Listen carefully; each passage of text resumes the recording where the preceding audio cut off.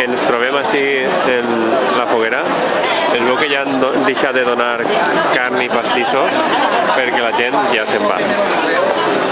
Veurem si això continua molt. Si n'hi ha un huequet entrarem cap endins.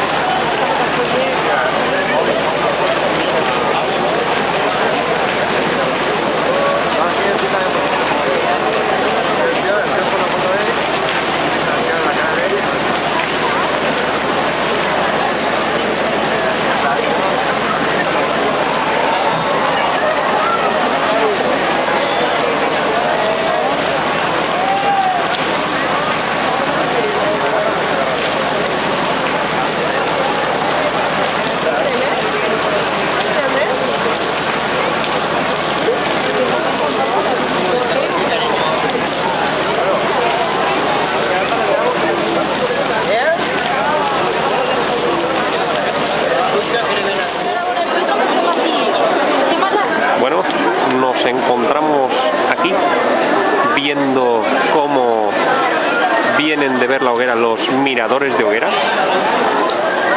Están todos saliendo del lugar de la hoguera.